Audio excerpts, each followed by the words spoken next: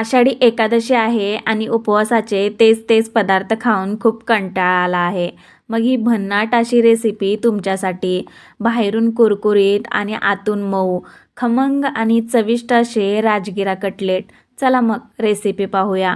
सर्वात अगोदर आपल्याला लागणार आहे 1 वाटी राजगिराचं पीठ. त्याचबरोबर 2 मीडियम साईजचे बटाटे मी इथे शिजवून घेतलेले आहेत, तर ते किसून टाकूया या पिठामध्ये.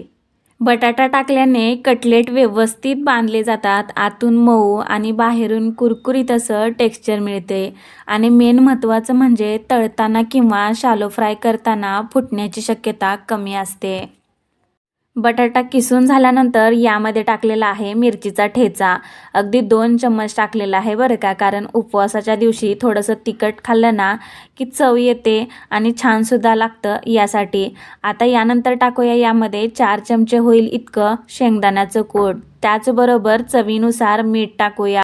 यानंतर टाकूया बारीक चिरलेली कोथिंबीर. कोथिंबीर खात असाल ना तरच टाका, नाहीतर स्किप केलं तरी चालेल. आता हे मिश्रण मळून घेऊया. यामध्ये पाणी टाकायची काहीच गरज नाही आहे, कारण अगोदरच शिजवलेल्या बटाट्यामध्ये ओलावा असतं.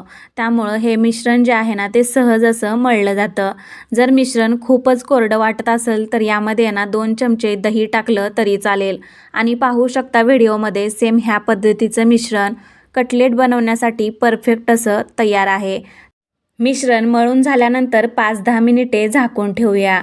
त्यामुळे राजगिरा पीठ आहे ना ओलावा शोषून घेते आणि कटलेट आहे ना खूपच छान बनतात. तर त्यासाठी आता बनवायला घेऊया कटलेट. कटलेट बनवताना ना मिश्रणाचा लिंबा एवढा गोळा घेऊया आणि सेम असा कटलेटचा आकार देऊया. आणि व्हिडिओ दिसते ना सेम त्याच पद्धतीने सगळे कटलेट बनवून घ्या. आता घेऊया राजगिऱ्याचं 2 चमचे पीठ. अधिक कुरकुरीतपणा येण्यासाठी म्हणून कटलेटला आपण वरून लावणार आहोत राजगिऱ्याचं पीठ. हवं असेल तर तुम्ही शेंगदाण्याचं कूटसुद्धा लावू शकता बरं का. तरी ते मी काही कटलेट्सला राजगिऱ्याचं पीठ तर काही कटलेटला ना शेंगदाण्याचं कूट लावून घेत आहे. राजगिऱ्याचं पीठ लावल्यामुळं बाहेरून कुरकुरीत क्रिस्पी थर तयार होतो आणि कटलेटचा आकार टिकून राहतो. आणि मेन महत्त्वाचं म्हणजे जास्तीचा ओलावासुद्धा शोषला जातो आणि त्यामुळं कटलेट्स आहे ना बाहेरूनसुद्धा खूप छान असे क्रिस्पी आणि कुरकुरीत असे भाजले जातात. तरी ते काही कटलेट्सला ना राजगिऱ्याचं पीठ लावून झाल्यानंतर शेंगदाण्याचं कूटसुद्धा लावून घेत आहे. आणि पाहू शकता किती सुरेख असं कटलेट दिसत आहे. आता घेऊया कटलेट्स फ्राय करायला. तर लोखंडी तवा ठेवलेला आहे गॅसवरती. 2 चमचे तेल टाकलेलं आहे. हवं असेल तर तुम्ही तूपसुद्धा वापरू शकता. तुपामध्ये फ्राय केल्यानंतर कटलेट्स आहे ना खूप छान लागतात. तर एक करून सर्व जे कटलेट्स आहेत ना ते तव्यामध्ये सोडूया. अगदी 5 ते 6 असं कटलेट्स जे आहे ना तो 2 पॅचेसमध्ये आपण भाजून घेऊया. आता एक बाजू भाजली गेलेली आहे तर पलटी करूया आणि दुसरीसुद्धा कटलेटची बाजू आपण फ्राय करून घेऊया. आणि बघू शकता बाहेरून कटलेट्सला ना आपण राजगिरा पीठ लावल्यामुळं किती सुरेख असा लूक आलेला आहे. म्हणजे सोनेरी असं कलर आलेला आहे आणि छान असा क्रिस्पीपणासुद्धा आलेला आहे. हे कटलेट्स अगदी कुरकुरीत होईपर्यंत दोन्ही बाजूनी भाजून घेऊया.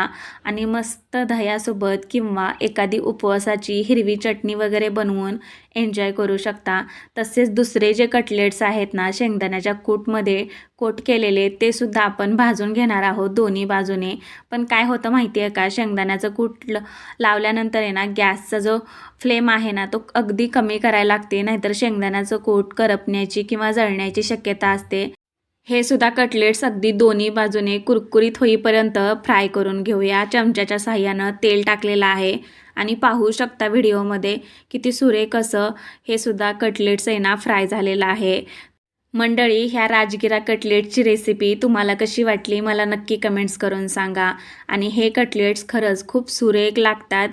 तर मग मंडळी, तुम्हीसुद्धा आषाढी एकादशीला ही रेसिपी नक्की ट्राय करून पहा. अडथळा आल्यास मला कमेंट्समध्ये नक्की विचारा. अगदी अचूक अशी रेसिपी आहे आणि खूप डिटेलमध्ये सांगितलेली आहे. आवडल्यास एक लाईक नक्की करा. भेटूया पुढच्या रेसिपीसोबत. धन्यवाद.